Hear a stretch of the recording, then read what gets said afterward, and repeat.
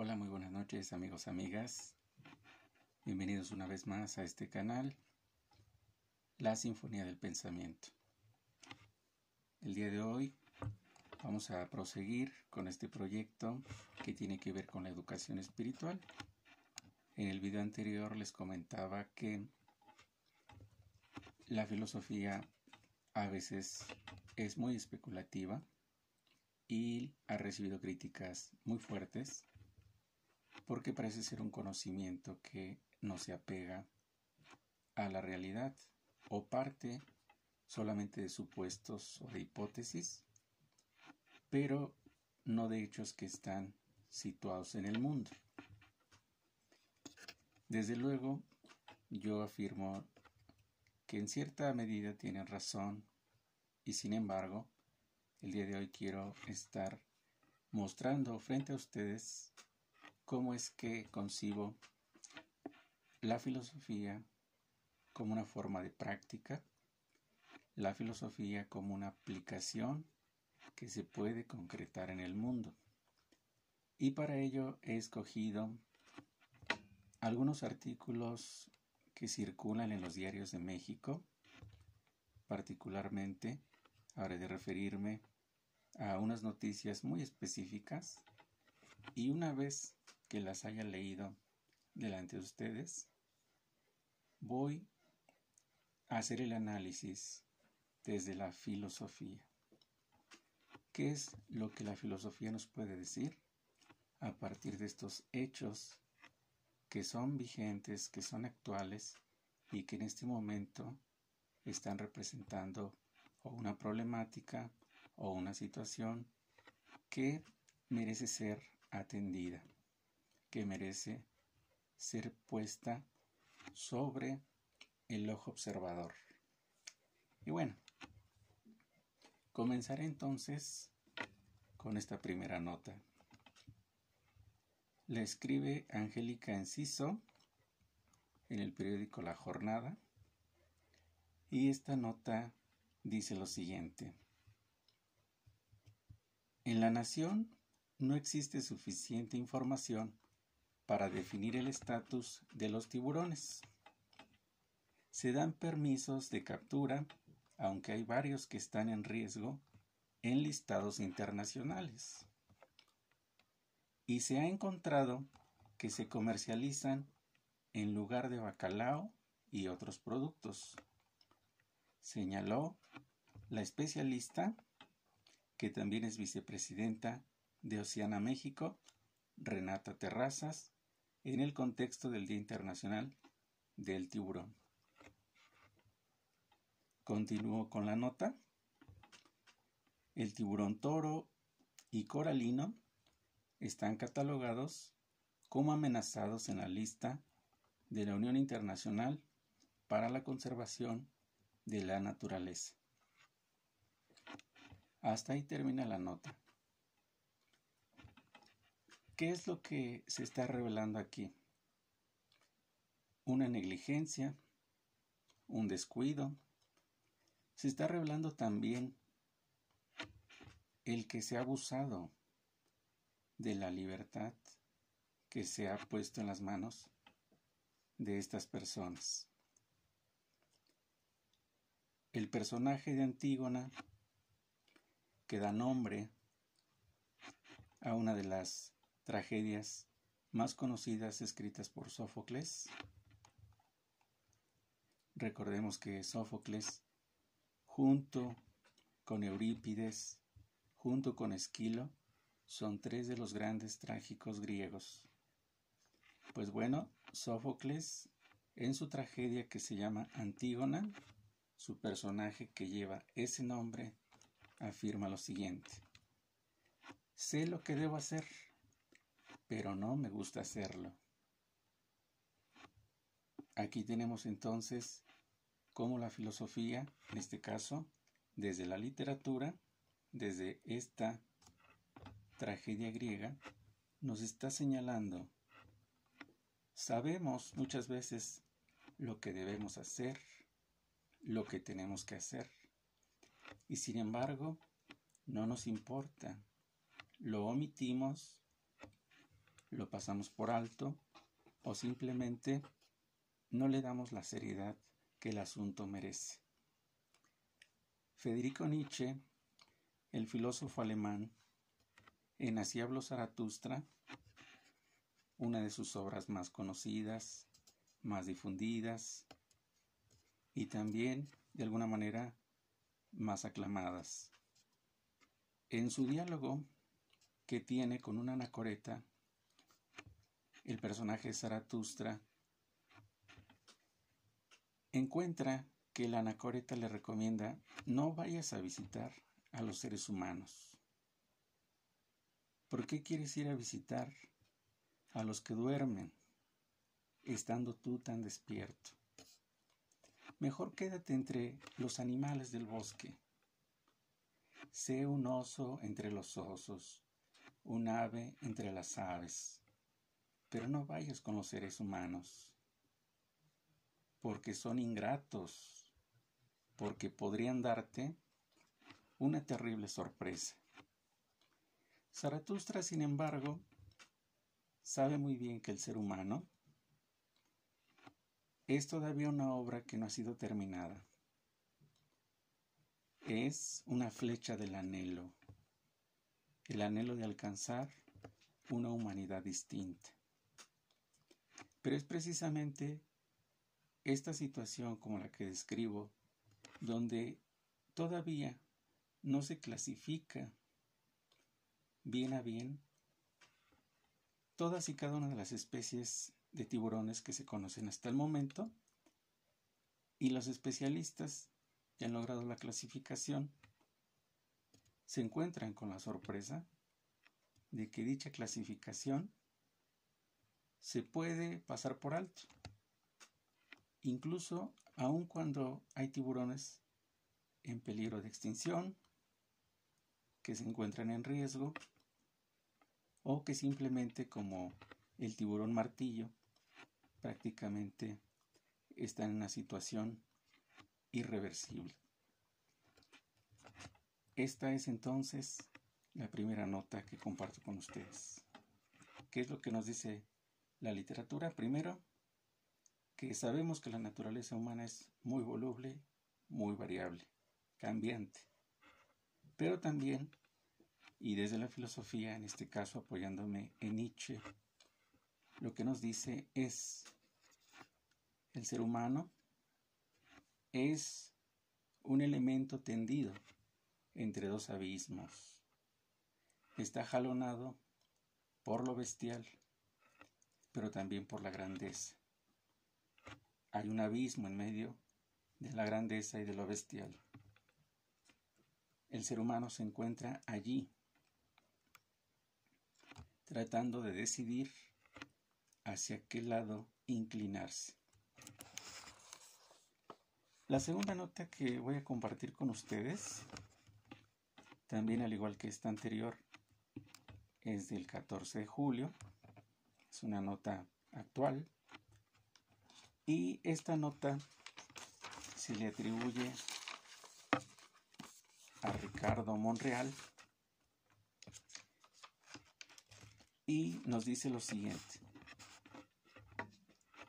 Dice Ricardo Monreal: el mundo está construido sobre la base de convenciones y acuerdos. Se mueve conforme a un orden que no es sobrenatural ni eterno, sino convencional y consensuado. El mundo funciona por las convenciones, por los acuerdos, por la reglamentación, por, si lo queremos ver así, en general, por la idea del derecho. Continúa Ricardo Monreal: un año como este 2020, en el que la enfermedad, la depresión, en todas sus expresiones, desde la económica hasta la cultural, habrán sido la marca dominante. Lo que dice Ricardo Monreal, por un lado, primeramente es: vivimos de consensos y de acuerdos. Y en este segundo pasaje de ese mismo artículo nos dice: Este 2020 habrá de estar con una marca dominante que pone el énfasis en la depresión, desde lo económico hasta lo cultural. Aquí es precisamente donde surge el aporte de la filosofía. En este periodo precisamente de esa depresión, de esa crisis, lo que la filosofía nos muestra es que debemos sumar siempre un esfuerzo a la mejora de nuestra propia persona. Si nuestra persona se encuentra educada y espiritualizada, es altamente probable que pueda influir en un colectivo, en un grupo, en un conjunto, y lo haga de manera importante. Es decir, que en lugar de que restemos o nos mostremos como un obstáculo para el desarrollo, para el progreso, si nos educamos, lograremos sumar y lograremos hacer la diferencia. Y entonces nos daremos cuenta de que el emperador Marco Aurelio tenía razón. Marco Aurelio es una de las figuras más emblemáticas de la escuela antigua denominada estoicismo. El emperador decía lo siguiente, y esto aparece en la obra titulada Pensamientos o Soliloquios. Los seres humanos han nacido los unos para los otros. Edúcalos o padécelos. En este tiempo parece ser que cada vez más padecemos a nuestros prójimos, a nuestros congéneres, a nuestros hermanos y hermanas del mundo. Pero también hay que preguntarse, ¿qué estoy haciendo yo para contribuir a una educación espiritual? ¿Qué estoy haciendo yo para poder convertirme en un puente de avance, de desarrollo, de progreso? ¿Me interesa la cuestión? Ahí está el debate personal. Ahí es donde se encuentra ese momento cumbre, donde uno puede tomar partido, tanto por sumar un esfuerzo que abone al bienestar de la sociedad, cruzarse de brazos y ser indiferente, mostrarse totalmente ajeno a esta situación y creer que simplemente el beneficio personal es lo que nos va a poder llevar a otro mejor nivel de vida.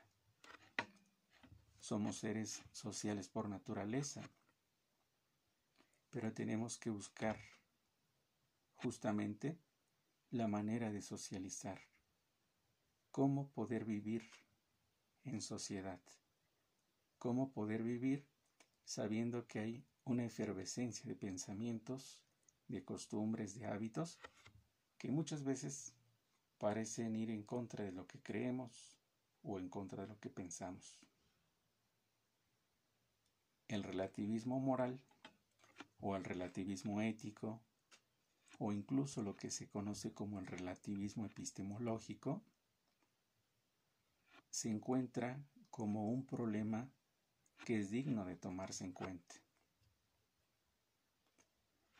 Porque si, como se dice, a río revuelto, ganancia de pescadores, imagine nada más todo lo que puede ocurrir, y de hecho ocurre,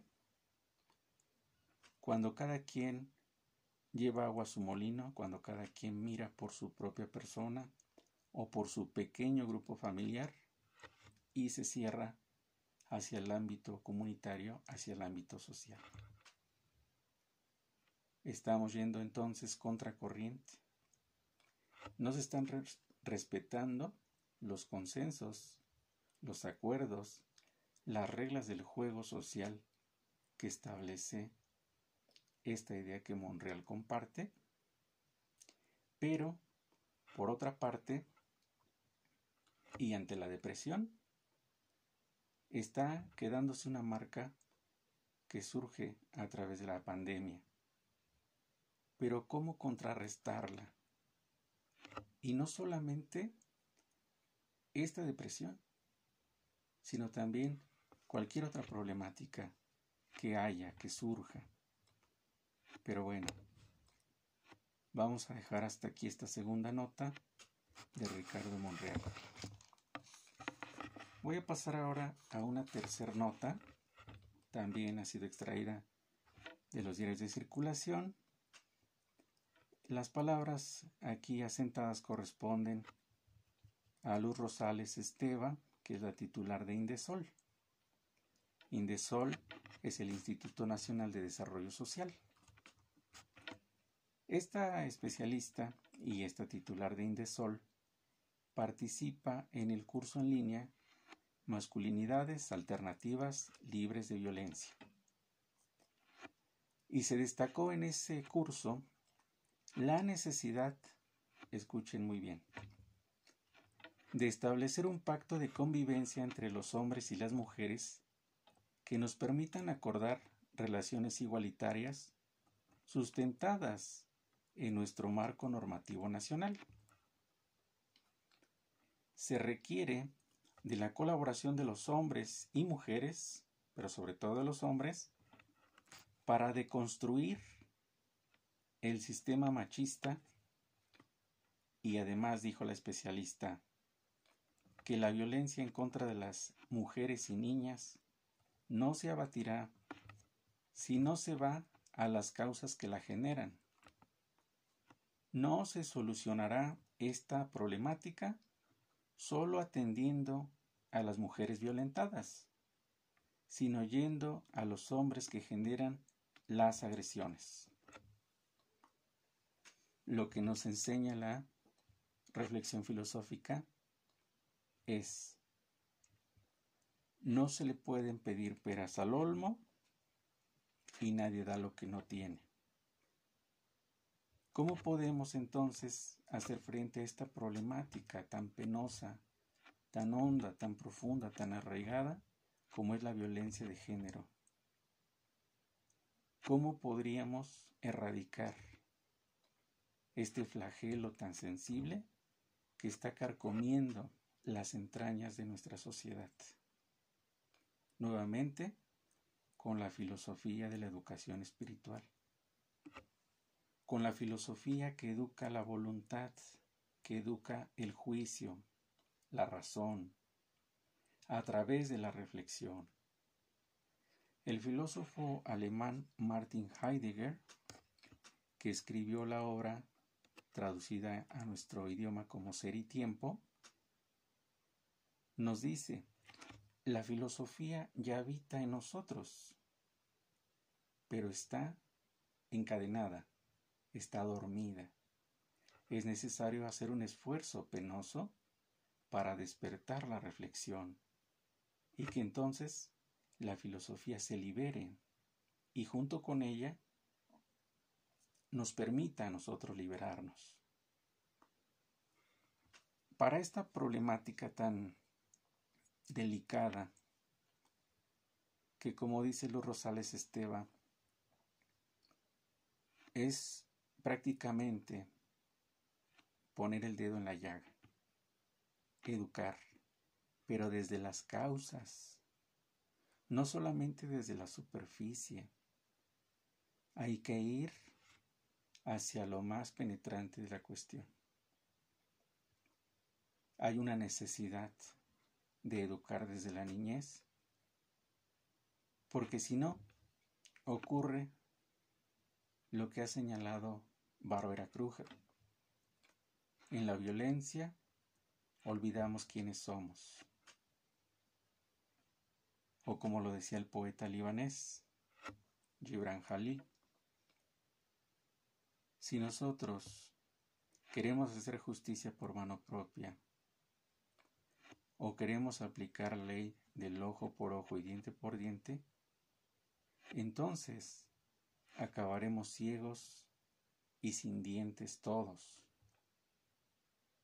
Por lo tanto, de lo que se trata desde la filosofía de la educación espiritual es tratar de encontrar cuáles podrían ser los móviles de esa acción nociva. Si el problema ya nos ha desbordado, encontrar entonces caminos de acción que nos permitan contrarrestar esta marca tan tremenda y tan penosa que hay, el del abuso hacia las mujeres, hacia los niños. Incluso hoy en día también podríamos nosotros agregar en otro registro el abuso hacia los animales, hacia el medio ambiente en general. Pero bueno, por lo pronto hasta aquí dejo esta tercera nota periodística con el comentario desde la filosofía. La cuarta nota está destinada para América Latina y dice lo siguiente: por quinto año consecutivo aumenta hambre en América Latina según la ONU. Esta nota se la debemos a Jessica Chantomila y esta es del día 13 de julio. La Organización de las Naciones Unidas para la Alimentación y la Agricultura, FAO, el Fondo Internacional de Desarrollo Agrícola, FIDA, la Organización Mundial de la Salud, OMS, entre otros organismos internacionales, indica que las estimaciones actuales arrojan que cerca de 690 millones de personas padecen hambre, es decir, el 8.9% de la población mundial. El mundo no está en vías de lograr el objetivo del hambre cero para el 2030 como se ha estipulado. Si continúan las tendencias recientes, el número de personas afectadas por la hambruna superará los 840 millones para el 2030. ¿Qué es lo que nos responde la filosofía de la educación espiritual a este respecto? Lo primero que viene a mi mente son las palabras tan sabias del filósofo Epicuro de Samos. Epicuro decía: nada es suficiente para quien lo suficiente es poco. Nada es suficiente para quien lo suficiente es poco. ¿De qué nos está hablando este autor? Nos está hablando de que muchas veces somos insaciables, somos voraces, somos atroces. Y a pesar de que ya tenemos algo, queremos todavía muchísimo más. Queremos seguir poseyendo, conquistando, adquiriendo. ¿A costa de qué? De la desigualdad, de la desproporción, de la injusticia. En ese sentido, la nobleza de la filosofía de la educación espiritual nos dice: debes buscar moderarte, debes buscar contenerte, debes buscar ser más paciente con tus ímpetus. No debes dejar que se sobreponga la pasión irrefrenable. Modérate. Aquí entonces también hay que recordar a Sócrates. Es preferible 1000 veces padecer una injusticia a tener que cometerla. ¿Por qué? Porque la injusticia es producto de una ignorancia. Pero Sócrates no solo pensaba en una ignorancia como generalmente se concibe la ignorancia, como un desconocimiento, como una desinformación. Me da la impresión de que Sócrates piensa más bien la ignorancia de una forma mucho más profunda. La ignorancia entendida como una pobreza espiritual, como un vacío que parece no tener algo que lo colme, algo que lo llene. porque es un apetito que viene no del orden material, sino del orden espiritual, y por lo tanto se trata de un hambre más terrible, más descomunal, más infernal. La Madre Teresa de Calcuta, en cierta ocasión, comentaba esto: no hace falta en el mundo para alimentar a los pobres. El pan existe de sobra. Lo que hace falta es la buena voluntad de querer compartir ese pan. Pero pan hay de sobra. La filosofía de la educación espiritual pretende ayudarnos a generar una cierta disposición en nuestro espíritu, en nuestro ánimo, en nuestra mente, en nuestra voluntad, en nuestra acción. La filosofía quiere hacer la diferencia. Al menos la filosofía entendida como un modo de vida, como una práctica hacia la excelencia, tal como Aristóteles lo enseñó. Ya no discutamos qué es un hombre bueno, una mujer buena, un hombre noble, una mujer noble. Seamos un hombre bueno, seamos una mujer noble. Y entonces, ante este escenario de hambruna, que dice que por 5º año consecutivo aumenta en América Latina y que para 2030, en lugar de disminuir, es muy probable, prácticamente un hecho, que se va a aumentar el hambre. ¿Por qué? Porque existe una ignorancia que no solamente es de orden material, sino de orden espiritual. Estos seres insaciables que acumulan bienes para sí a costa del sufrimiento, las lágrimas y el dolor de otros, son seres que también requieren una atención, un cuidado. Requieren una educación integral que todavía no tienen y que si alguna vez la recibieron, la han olvidado, pero lo más probable es que jamás la hayan tenido. Porque solamente de esta manera podría entenderse la profunda desigualdad y la creciente separación que hay entre los que padecen hambre y los que tienen la posibilidad de alimentarse.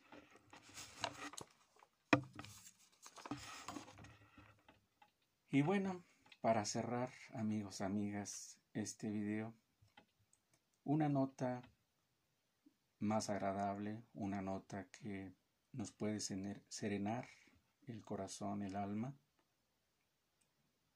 Y ocurrió lo siguiente. Italia entregó este martes a Francia la obra atribuida al artista urbano británico Banksy, en homenaje a las víctimas de los atentados de París, que había sido robada del teatro Bataclan en 2019 y que fue hallada cerca de Roma. Entonces Italia hizo una devolución a Francia. La obra había sido hurtada de la sala de conciertos por un grupo de delincuentes encapuchados la noche del 25 al 26 de enero de 2019. Aquí estamos leyendo la otra cara de la moneda de las notas anteriores, donde he resaltado desafortunadamente el rasgo injusto, nocivo y terrible. Aquí en esta nota, a diferencia de esas anteriores, encontramos la nobleza, encontramos la esperanza, la posibilidad de que el mundo se regenere. Porque aquí, como muestra basta un botón, y aquí hay un pequeño detalle donde la buena voluntad se cumplió. ¿Qué es la buena voluntad? El filósofo alemán Immanuel Kant uno de los grandes filósofos de todos los tiempos, nos dijo en su obra La fundamentación de la metafísica de las costumbres. Fundamentación de la metafísica de las costumbres. Ni en el mundo, ni fuera del mundo, puede concebirse algo absolutamente libre de restricción, a no ser la buena voluntad. Es decir, que la buena voluntad puede viajar a lo largo y ancho del mundo y del universo sin que encuentre algo que la detenga, a no ser la mala voluntad. Y también como lo sostuvo Gabriel Marcel, filósofo católico cristiano, que se adhirió sobre todo a la filosofía socrática y que él mismo quiso autodenominarse neosocrático. Gabriel Marcel nos dice en El misterio del ser, que es una obra emblemática de este autor, si algo es necesario en este momento, si un concepto vale la pena que se analice su contenido, es precisamente el concepto de ser humano de buena voluntad, porque urge en el mundo la buena voluntad y personas que posean buena voluntad. Como pueden ver, amigos, amigas, esta es una pequeña muestra de cómo ante distintas facetas de la realidad, ante distintas problemáticas, la respuesta siempre se encuentra desde la filosofía y específicamente desde esta filosofía que he denominado filosofía de la educación espiritual. Educación de la voluntad, educación del recto juicio, del recto sentir, del buen sentimiento, una educación integral y profunda, una educación que viene desde dentro hacia afuera y que también puede ser fomentada y difundida desde fuera hacia adentro. Y bueno, antes de despedirme para cerrar este pequeño breviario donde he pasado revista por algunas situaciones del mundo contemporáneo y también he traído a mención algunos autores que me parecieron pertinentes para poder analizar esta situación, voy a leer un pequeño fragmento poético. La obra lleva por título Poesía no eres